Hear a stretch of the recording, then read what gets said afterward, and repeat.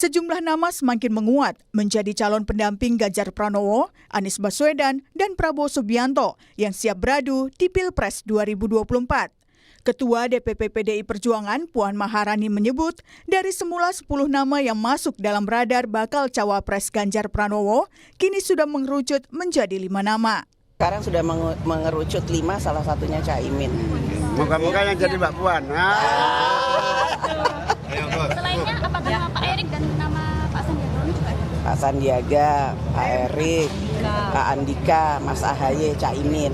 Mantap semua tuh ya, Mbak. Mantap. Akan ada tambahan lagi Mbak? Dari calon keseneng kita. Apa? Ada tambahan? Ya, ada 10 nama tapi sekarang sudah mulai mengerucut ke 5 nama. Disebutnya nama Agus Harimurti Yudhoyono tentunya menjadi hal yang menarik. Pasalnya, Partai Demokrat yang dikemudikan oleh AHY merupakan salah satu partai yang mendukung Anies Baswedan sebagai calon presiden. Namun hingga saat ini, Demokrat tetap memastikan komitmennya dalam mendukung baca pres Anies Baswedan di Pilpres 2024. Ya, bagaimanapun kami saat ini posisinya sudah tegas dan jelas. Kami di Koalisi Perubahan dengan mengusung Mas Anies Baswedan sebagai capres kami. Inilah jalan politik yang ditentukan oleh Partai Demokrat sampai dengan saat ini. Meski nama ketua umum salah satu partai pendukungnya masuk radar bakal cawapres kubu tandingan, toh Anies Baswedan tetap memilih merahasiakan calon pendampingnya di Pilpres tahun depan. Anies berkilah masih menunggu waktu yang tepat untuk mengumumkannya. Kita dulu nggak jadi kejutan lagi, ya kan? Kira-kira siapa Pak? Ya kalau diumumin sekarang nggak kejutan, mudah-mudahan nanti. Tapi udah waktunya Pak. Nantilah waktunya, pada waktunya ada tiba, insya Allah diumumkan. Toh juga semuanya juga masih. Kami sekarang fokus kepada tema-tema yang menyangkut kepentingan masyarakat. Ini yang fokus kita. Satu lagi bakal calon presiden yang juga dinanti pendampingnya adalah Prabowo Subianto. Sejumlah nama digadang, mulai dari Muhaimin Iskandar, Ketua Umum PKB, yang merupakan mitra koalisi Gerindra di Koalisi Kebangkitan Indonesia Raya, hingga Erick Thohir, Menteri BUMN sekaligus Ketua PSSI. Namun saat ini, nama Erick Thohir kian menguat seiring sejumlah pertemuan antara keduanya. Hingga Presiden Jokowi yang dianggap gencar menjodohkan Prabowo dan Erick, meski hal tersebut dibantah sang presiden. Ini kita mau ke Pindad, ke Kabupaten Malang ini mau ke Pindad. Pindad itu berada di bawah Pak Menteri BUMN Erick Thohir dan di bawah Pak Menteri Pertahanan Pak Prabowo. Ya, nggak ada hubungannya dengan yang ditanyakan. Lalu kapan ketiga bakal calon presiden ini siap mengumumkan bakal pendampingnya di Pilpres tahun depan? Tim Liputan, Kompas TV.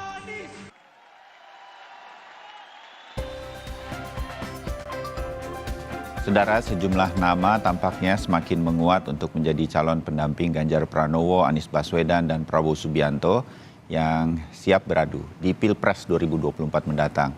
Mulai dari AHY, Muhaimin Iskandar, nama lain Sandiaga Uno, sampai ke Erick Thohir. Nah, seberapa kuat kemudian sokongan partai politik pengusung nama-nama ini hingga benar-benar akan menjadi bakal calon wakil presiden untuk pemilu 2024? Kita akan bahas tarik-menarik dan dukungan serta lobi-lobi politik bersama sejumlah narasumber yang hadir secara daring untuk Sapa Indonesia Pagi. Ada Ketua Majelis Pertimbangan P3, Muhammad Romahur Muzi atau Mas Romi. Kemudian ini yang paling banyak nih jabatannya, anggota Dewan Pembina Partai Gerindra, Wasekjen Gerindra sekaligus jubir, Mas Wihadi Yanto. Selamat pagi. Pagi. Ya, Kepala Bakomsra dari Partai Demokrat juga sebagai koordinator jubir, Mas Herzaki Mahendra Putra atau Mas Zaki. Mas Zaki, Mas Wihadi, Mas Romi, selamat pagi, salam sehat untuk kita semua. Selamat pagi, Assalamualaikum. Ya, Waalaikumsalam warahmatullahi wabarakatuh. Yang bikin dakdikduk sekarang memang bakal calon wakil presidennya nih, saling intip terus. Saya ke Mas Romi dulu, ke P3. Sampai detik ini, seberapa yakin P3 bahwa Sandi Uno itu akan dipilih oleh Ganjar Pranowo? Kesebut terus sama Ibu Puan atau Mbak Puan, Mas Romi. Ya, begini Mas Bayu. dan pemirsa Kompas TV dimanapun. Mas Sandi ini adalah sosok yang memang secara kualifikasi sudah memenuhi syarat sebagai calon wakil presiden ya. Karena memang beliau ini sudah pernah juga berlaga di tahun 2019 yang lalu, artinya bukan kaleng-kaleng kalau istilah anak sekarang. Ya. Karena memang sudah terbukti track record-nya, dan beliau juga seorang yang bisa melengkapkan kebutuhan Pak Ganjar karena beliau secara teritori juga berasal dari luar Jawa, track record-nya juga bersih, pengalamannya ada, apalagi sekarang menjadi salah satu menteri di kabinet, sehingga memang menjadi pasangan yang pas dengan Mas Ganjar ini. Apalagi chemistry-nya itu sudah semakin menyatu, karena mungkin salah satu nama yang muncul dan paling banyak berduet dalam beberapa acara dengan Mas Ganjar dalam beberapa pekan terakhir. Iya, paling sering Masuk ketemu nih. di Tanah Suci juga bareng begitu. Kemudian di Indonesia kemarin terakhir hari Minggu juga berkegiatan dengan Pak Ganjar di Bogor. Jadi memang kalau ditanya optimisme ya P3 sangat optimis kalau calon yang kita sodorkan di Rapimnas tanggal 17-18 Juni yang lalu, yaitu Pak Sandiaga Uno, insya Allah adalah calon yang tepat. Apalagi ketika kita berbicara hari ini pilihan langsung, elektabilitas Pak Sandi itu termasuk top 3 di antara nama-nama cawapres yang muncul. Nah mungkin yang dua lainnya itu pun juga bukan nama yang memang secara chemistry selama ini merupakan calon yang diduetkan dengan Pak Ganjar, itu mungkin dengan pasangan yang lain. Jadi memang secara keseluruhan tinjauan terhadap Pak Sandi ini kami yakini memang sangat cocok untuk dipasangkan dengan Mas Ganjar. Itulah kenapa P3 tetap menyodorkan nama Pak Sandi dalam berbagai kesempatan, dan alhamdulillah ini juga merupakan bahagian dari ikhtiar kami untuk mencari pemimpin yang terbaik untuk Indonesia ke depan. Oke, ya. Mas Zaky, kalau saya sempat berpikir, juga teman-teman kita itu berpikir, wah ini nunggu Pak Anies pulang dari Tanah Suci akan segera diumumkan begitu, dan akan menjadi koalisi pertama yang mengumumkan calon wakil presiden, tapi belum juga. Dan ini nggak apa-apa bagi Demokrat, atau Demokrat tetap berharap bisa segera. Dan tentu saja mudah-mudahan yang diumumkan Mas AHY, Mas Zaky. Ya, Masih Mas yakin Bayu, makasih. bahwa Mas AHY juga akan menjadi pilihan?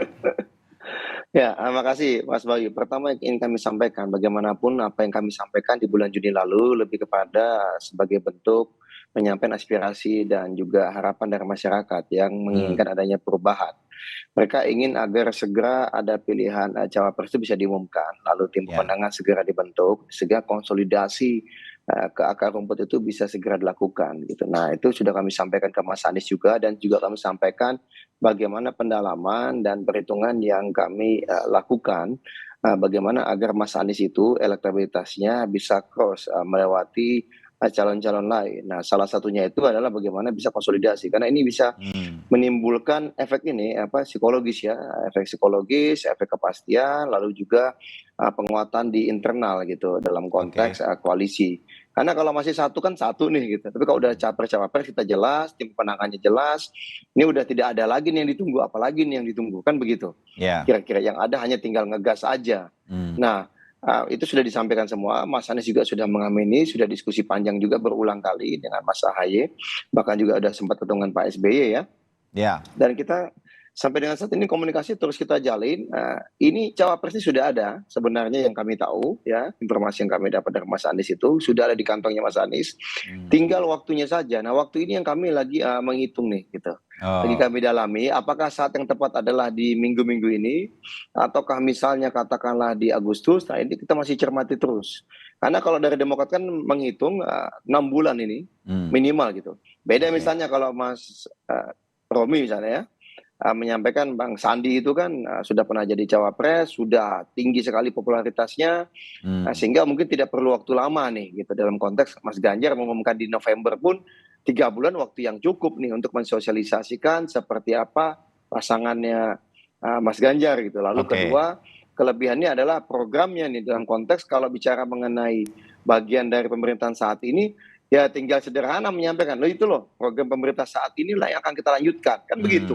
Tapi kalau misalnya perbedaannya dengan perubahan, dengan kami, ya tentu masyarakat kan banyak yang bertanya, seperti apa ini perubahannya? Lalu sosok wakilnya ini pas atau tidak nih? Atau ini perubahannya jangan-jangan kentang nih? Tanggung aja nih gitu perubahannya nih kan, satu di sini kakinya, satu kaki di sana. Nah inilah yang kami misalnya yang menjadi pemikiran-pemikiran yang kami sampaikan pertimbangan ini kepada Mas Anies. Kalau bicara mengenai optimisme begini, kalau bicara Mas Ahaye ya kita pelajari kriteria 5 kriteria itu dan ditambah kriteria terbaru nih. Yang sangat menarik itu adalah kriteria 0 versinya Mas Anies itu bebas dari masalah dan berani. Kalau kita bicara bebas dari masalah ya Mas Ahaye kan sama sekali tidak punya masalah ya. Apa nih kasus apa yang mau dikenakan pada Mas Ahaye kan tidak ada itu satu. Yang kedua masalah keberanian sejak memimpin Partai Demokrat 2020 jelas dan tegas. Beliau punya keberanian yang lebih di atas rata-rata bagaimana menyampaikan kritik, mau didesak, mau diapapun sama yang lain ya pilihannya kita terus maju ke depan, memperjuangkan perubahan dan pemerintah ini kan kita apresiasi kalau ada hal yang baik, tapi pada saat ada yang kurang pas ya kita kritik gitu. Bahkan berhadapan dengan Muldoko aja kita hadapi ini gitu ya. Meskipun sampai ini kita juga masih ada apa ini kok masih dibiarkan melenggang kangkung ini. Pak Muldoko ini kan kayaknya nggak punya etika, nggak punya kepantasan, tapi masih terus jalan. Apa ini maksudnya? Nah itu yang bisa kami sampaikan. Secara kapasitas, kapabilitas, Mas Ahaye menurut kami punya kompetensi yang jauh ya, lebih dari standar yang diharapkan. Kriteria juga masuk, konsolidasi juga kuat. Bicara mengenai partai saat ini Demokrat berbeda nih. Sebelum Mas Ahaye memimpin dan setelah Mas Ahaye memimpin kita bisa rasakan betul baik di dalam maupun di luar gitu bagaimana soliditasnya terasa. Dan yakin melihat segmen tadi bicara kan Jawa Timur, Jawa Tengah ya Mas Ahaye ini kan putra Jawa Timur gitu. Demokrat juga kuat ini di Jawa Timur ya. Kita bicara Mataraman, kita bicara Tapak Kuda dan sejenisnya. Adalah ini kader-kader Demokrat, pendukung-pendukung Demokrat meskipun basisnya bukan basis agama ya di kami, kami nasionalis religius. Tapi bolehlah bersaing dengan teman-teman PKB, PDIP, ya, juga dengan teman-teman P3 maupun dengan teman-teman Gerindra. Itu dari kami. Ya Mas Zaky, terbayang bagaimana kemudian Demokrat punya alasan khusus agar ini bisa segera kita mengerti. Terakhir memang saya ingin tanya ke Mas Wiyadi untuk Gerindra.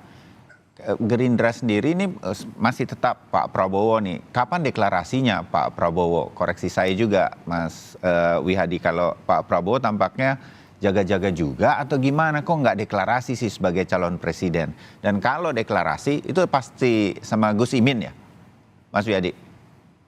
Sebenarnya kalau kita bicara masalah deklarasi calon presiden sebenarnya secara langsung kita sudah lakukan pada saat kita rakernas bahwa ya waktu saat itu juga ada PKB juga hadir ya kan, dan kita mengatakan bahwa di situ Pak Prabowo sebagai calon presiden itu sudah jelas dan PKB sendiri juga sudah tahu bahwa calon presiden daripada koalisi Gerindra dan PKB itu adalah Pak Prabowo. Jadi tertutup kemungkinan Pak Prabowo bakal jadi bakal cawapres dari capres yang lain.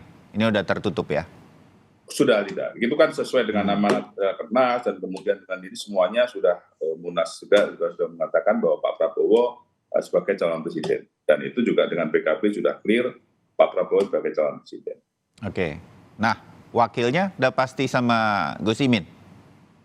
Ya sampai saat ini karena Gerindra dengan PKB itu sudah berkoalisi, maka calon wakil presiden itu ada pada Caimin sebagai ketua partai daripada PKB.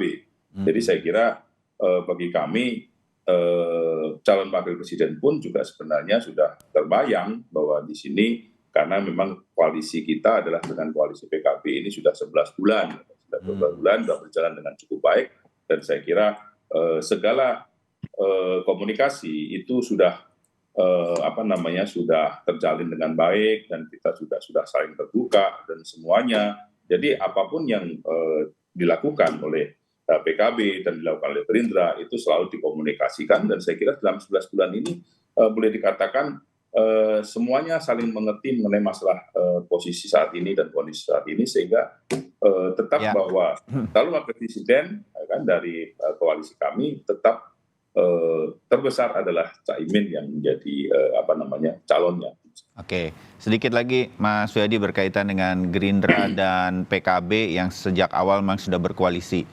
Kemarin waktu Harla PKB sempat disebut, yakin benar tuh Mbak Puan bahwa ini Caimin juga disebut begitu untuk bakal calon wakil presidennya Ganjar Pranowo dari PD Perjuangan.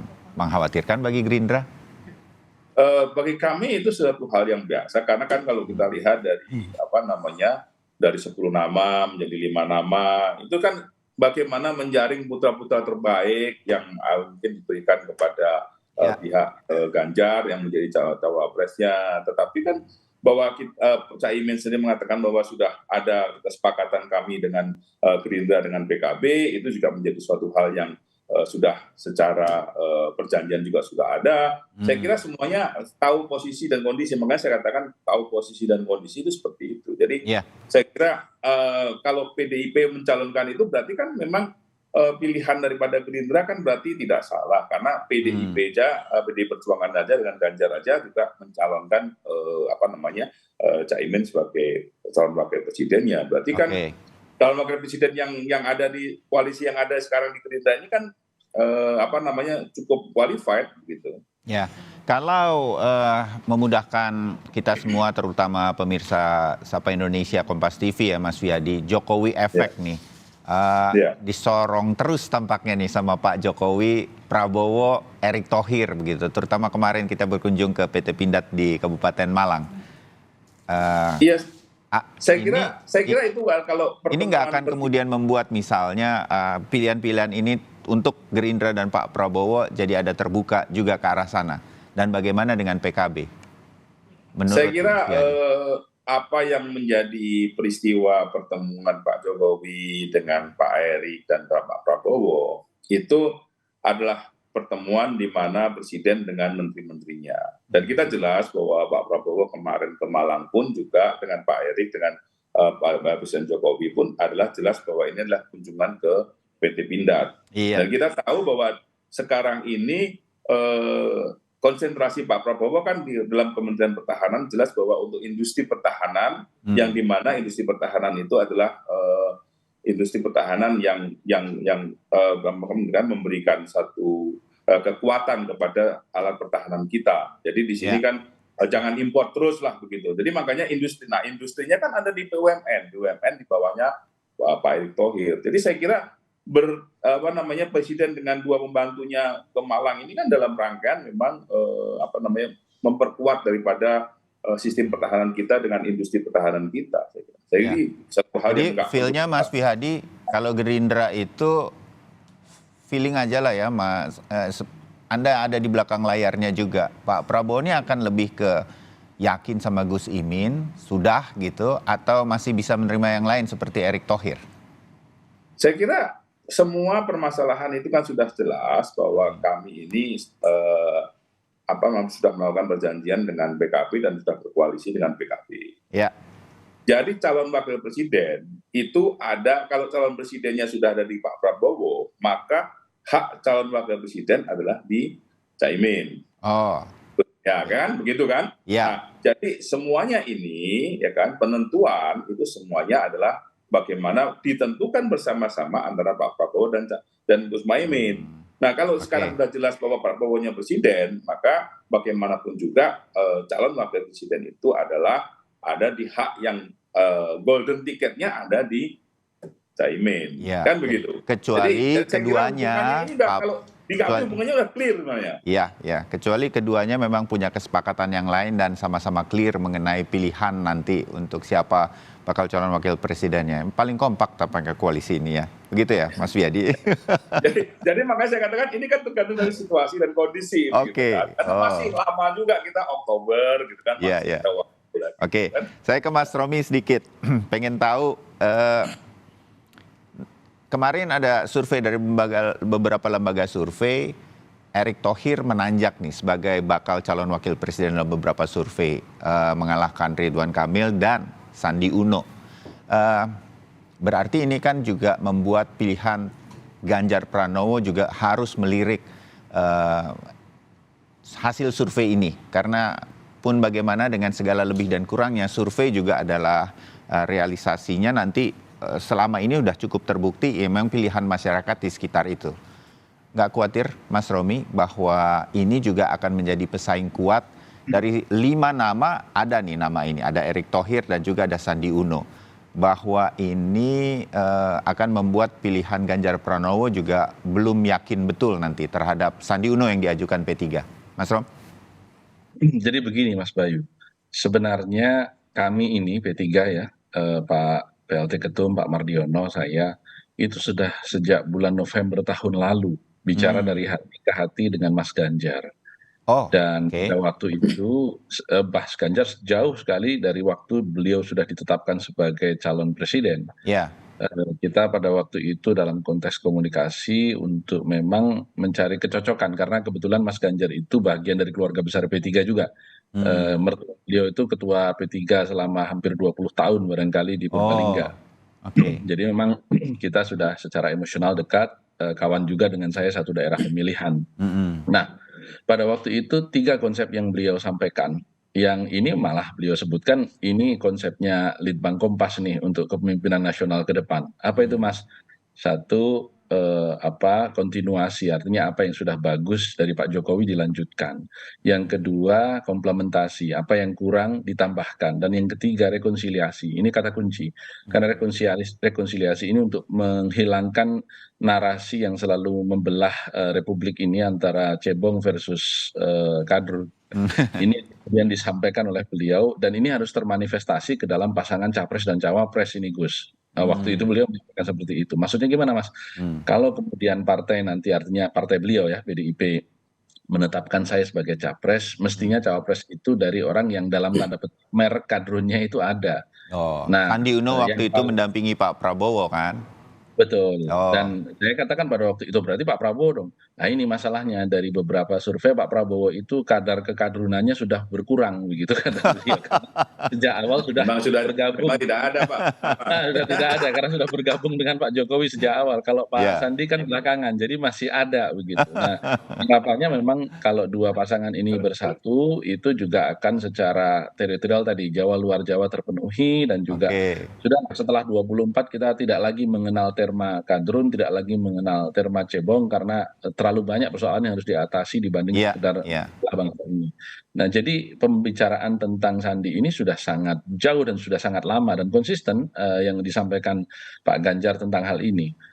Dan itulah kenapa kemudian P3 akhirnya menetapkan Pak Sandi juga. Jadi bukan tiba-tiba sebenarnya. Hanya tentu pada akhirnya kita berbicara tentang para ketua umum yang nantinya akan memutuskan karena kami juga memiliki ketua-ketua umum yang lain di dalam koalisi ini yang akan duduk bersama memutuskan. Sebagai praktek dalam tahun 2019 pun sebagai pelaku sejarah pada saat itu saya menjalankan para ketua umum itu pada akhirnya akan duduk bersama di satu saat di satu ruang untuk kemudian menyampaikan, oke, siapa yang Anda ajukan masing-masing, kemudian kalau sama ditetapkan, kalau berbeda tentu masing-masing memiliki alasan dan kita musyawarahkan. Menarik Mas Romi, insight Anda bahwa ini sudah terjadi pembicaraan antara Mas Ganjar dengan Mas Sandi Uno. Kita lihat nanti seberapa kemungkinan ini kemudian makin terwujud karena kan masih bisa saja terus berubah. Kita sambung sebentar lagi berkaitan dengan utak-atik bakal calon wakil presiden dan keyakinan partai politik sebagai pengusung masing-masing bakal calon wakil presiden, terutama untuk generasi milenial juga yang akan menjadi pemilih terbesar di Pilpres 2024. Setelah jeda, kita bahas. Saudara, kita sambung bursa bakal calon wakil presiden yang tampaknya makin menguat dan makin dekat untuk diumumkan menjelang Oktober sudah harus dilaporkan ke KPU. Masih ada Muhammad Romaud Muzi dari P3, Wihadi Wianto dari Gerindra dan juga Herzaki Mahendra Putra dari Partai Demokrat. Tadi ketika break saya bocorkan sedikit nih sama pemirsa Sapa Indonesia, kita berbincang sebetulnya ini lebih kepada kapan akan diumumkannya. Begitu ya Mas Zaki ya? Dan menurut tebakan saya sih Koalisi Perubahan akan lebih dulu nih. Dan memang yang paling ditunggu sama kubu lain yang kita bisa sebut kubu yang sudah mendukung pemerintah adalah koalisi perubahan. Yang paling ditunggu siapa ini bakal calon wakil presidennya. Dan ini akan segera atau bahkan Partai Demokrat pun belum tahu ini kapan akan diumumkan, Mas Zaki? Ya, kalau dari kami ini sudah jelas ya, sudah tuntas sebenarnya kalau bicara mengenai cawapres koalisi perubahan. Ya. Mandatnya sudah diberikan kepada Mas Anies Baswedan dan tim 8 juga sudah dalam konteks membahas mendalam dan sudah ada opsi nama yang saat ini sudah di Mas Anies Baswedan. Jadi Mas Anies lah yang akan nanti tepatnya mengumumkan. Masalah waktu aja ini. Masalah waktu kan ini masih didiskusikan, ada yang menyampaikan di ujung saja, ada yang menyampaikan bahwa seperti kami misalnya 6 bulan itu adalah lebih cepat, lebih baik bagi Demokrat. Iya, karena perhitungan kami kan tadi sama, kalau ini kan mohon maaf, kalau Mas Anies ini surveinya 40%, 50%, ya November pun oke kami gitu. Ini kan versi kami nih gitu. Tapi sayangnya kan kondisi saat ini ya, terlepas tadi yang disampaikan Mas Bayu juga, apapun kurang lebihnya survei itu ya tetap ini kan sebagai salah satu masukan juga bagi kita ya, indikator juga kita lihat. Ya ini perlu jadi pertimbangan, situasinya Mas Anies saat ini meskipun 3 besar masih agak tertinggal nih gitu. Bagaimana bisa cross ya, konsolidasi di dalam ini harus makin diperkuat. Karena itulah Mas Ahaye sejak beberapa bulan lalu sudah minta menekankan kepada kader, ayo kita bagaimana konsolidasi bisa dilakukan sampai ke tingkat RT RW. Karena apa? Nanti biar tinggal disinergikan kalau udah jadi. Tapi kalau misalnya masalah nama tuntas ya, sudah tuntas, menurut kami silakan, masalah waktu Mas Anies nanti yang akan menyampaikan. Ya kemarin kan Mas Ahaye, Mas Anies juga bersama ya, ini sebelumnya juga jemput haji, kan banyak pihak menyampaikan bahwa ini sebagai suatu bentuk pertanda ya. Kalau bagi kami ya, berdua ini kan memang sahabat ya, dan juga cocok ya, diskusinya jalan terus di depan maupun di belakang publik ya, chemistry-nya juga kuat. Jadi kalau misalnya katakanlah nanti ternyata memang Mas Ahaye yang akan dideklarasikan oleh Mas Anies sebagai cawapresnya, bagi kami hal yang sangat pilihan yang sangat rasional gitu. Bahkan ini yang menariknya, kalau tadi Mas Romi ngasih insight mengenai Mas Ganjar dan Mas Adi, yang kami kalau masih ingat 2021 pada saat COVID itu entah bagaimana banyak masukan dan kemudian di publik sempat mengemuka 3 bulan lebih itu isunya mengenai pasangan Anies dan Ahaye. Padahal kami saat itu jelas 2021 itu selain masalah COVID ya, yang kedua nggak pernah bahas capres selain Mas Ahaye. Tapi 2021 itu sudah banyak masyarakat di media juga, saya masih ingat berapa kali diundang talkshow itu perbincangan mengenai capres-cawapres Anies Ahaye. Nah ya mungkin itu doa yang mungkin saja terwujud nanti, tapi kita serahkan kepada Mas Anies, karena Mas Anies lah yang sudah kita berikan mandat untuk memutuskan dan mengumumkan. Nah, Mas Zaki, berhubung ada 2 orang majelis pertimbangan di sini ya, dari P3 dan juga dari Gerindra. Pagi ini saya angkat jadi majelis pertimbangan Pilpres 2024 lah ya. Mas Romi, boleh nggak kita menebak bahwa Anies Baswedan bakal sama Ahaye ini, begitu? Mas Rom? Ya, itu tentu terserah kepada koalisi perubahan ya. Cuman kalau boleh saya berpendapat sebenarnya itu sudah putus secara politik. Karena kenapa? Koalisi perubahan ini kan tanpa Demokrat tidak akan menjadi koalisi. Jadi istilahnya itu nanti yang akan menandatangani di KPU itu kan 3 ketua umum itu, Pak Surya Paloh, Ketua Umum PKS, dan juga Mas Ahaye sebagai Ketua Umum Demokrat. Ya kalau nggak dicalonkan jadi wakil presiden, tinggal nggak datang tanda tangan, nggak jadi koalisi itu. Jadi sebenarnya daya tawarnya itu sangat mutlak kalau saya bilang. Mau yang 2 ketua umum lain bilang nggak suka, ya sudah. Kalau nggak suka, ya sudah, saya mohon maaf. Ada juga yang sudah menominasikan saya, mungkin saya bergabung dengan yang lain, selesai itu. Jadi sebenarnya secara politik sudah selesai koalisi perubahan. Tinggal waktu saja mengumumkan. Ya. Mas Zaki senyum-senyum terus, komen sedikit dari Mas Romi. Ditanya oleh Mas Bayu ini, sebenarnya tidak etis saya mengomentari itu, tetapi secara politik sebenarnya sudah selesai itu. Oh begitu, sebagai sebuah pendapat, nggak apa-apa kan Mas Romi? Mas Zaki, komentar sedikit. Doa yang baik dari Gus Romi, apalagi yang baru pulang dari Tanah Suci ya. Belum 40 hari ya, insya Allah barokah dan semoga aja kabul ya, wujud. Insya Allah. Amin, salam untuk Mas Ahaye. Terima kasih Mas Romi. Ya, oke. Nah, Majelis Pertimbangan Pilpres 2024 yang lain. Nah, ini ada Mas Wihadi nih. Kalau Mas Wihadi melihat petanya ke Mas Ganjar, ini P3 atau enggak? Apa juga sudah hakul yakin bakal dengan P3 yang sejak awal memang sudah maju untuk bersama dengan PD Perjuangan? Mas Wiyadi? Ya, saya melihatnya sih kalau PDI Perjuangan dengan P3 ini kan sudah demikian cepatnya pada saat diumumkan dan P3 sudah berkoalisi. Saya kira ya aku yakin, apalagi itu ada Mas Romi. Tadi saya melihat di situ dengan beberapa kayak macam alasan yang memang insight-nya tadi itu juga penting ya. Seorang bakal calon presiden memilih siapa yang akan bekerja sama kan itu penting, dan itu tampaknya terjadi antara Mas Ganjar dengan Mas Sandi. Benar nggak saya, Mas Wiyadi? Gitu ya. Jadi saya melihat dari situ ada Mas Romi, saya kira wah udahlah itu barang jadi lah kalau saya bilang. Jadi semua udah jadi pagi hari ini nih ya kalau kita mendengarkan cerita-ceritanya ya. Walaupun ya mungkin Kompas TV udah jadilah ini pokoknya. Kompas TV. Oke. Pemirsa Kompas TV. Iya. Nah, Mas Zaky, kalau saya minta Anda juga mengamati kalau begitu intip-intipnya nih Pak Prabowo. Kalau Pak Prabowo bakal jadi calon wakil presiden, dia akan memilih yang mana begitu.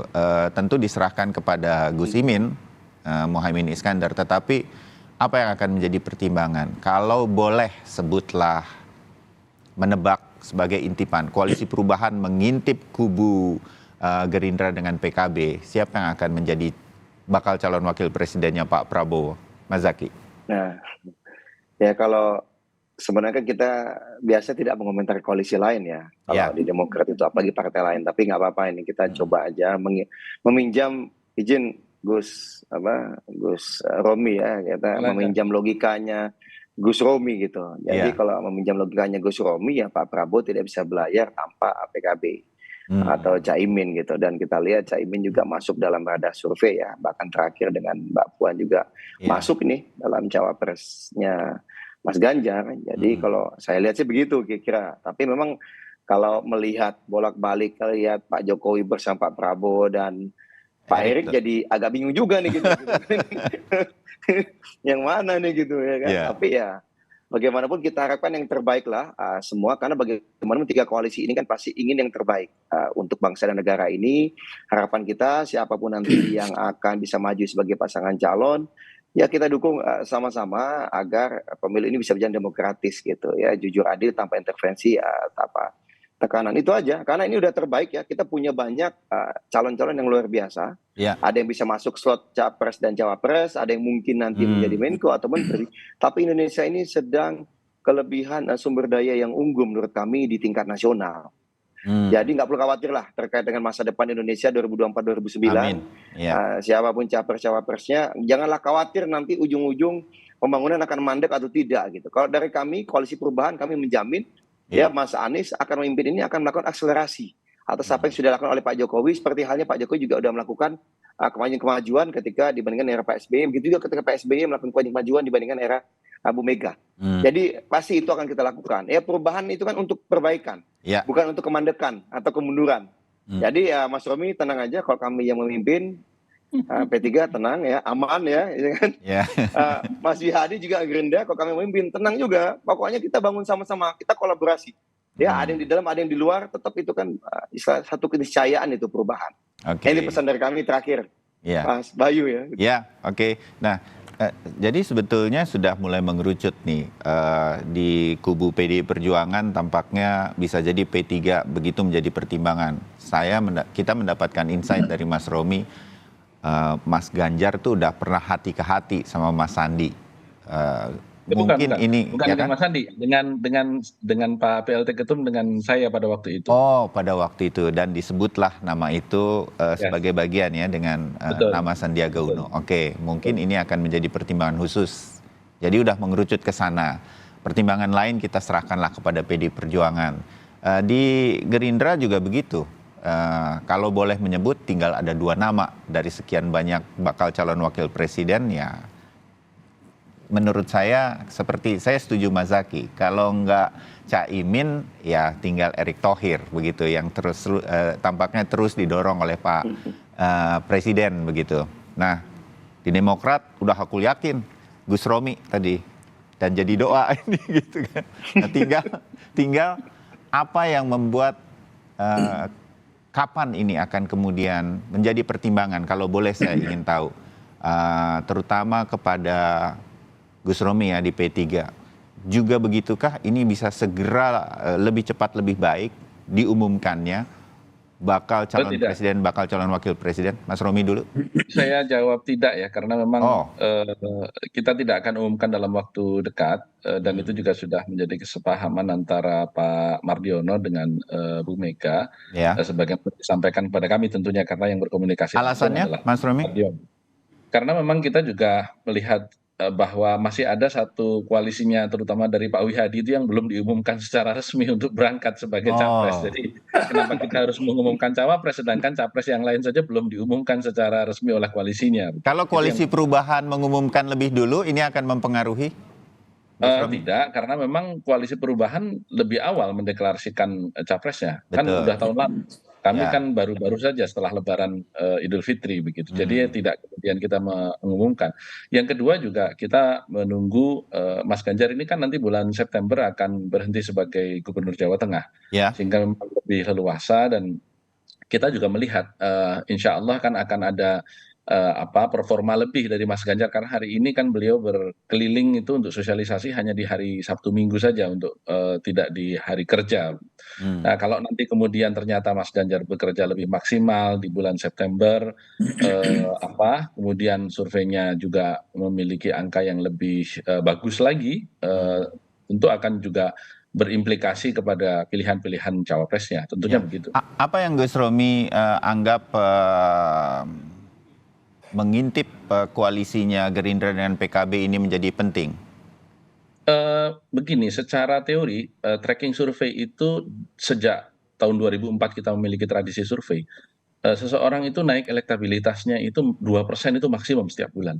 Sehingga memang kita memiliki angka threshold tentu 51% ya untuk menang. Kalau kemudian misalnya Mas Ganjar setelah turun September kemudian angkanya naik cukup signifikan, tentu figur calon wakil presiden ini kan urusan elektabilitas tidak lagi menjadi terlalu penting. Ini secara ilmu ya, ilmu.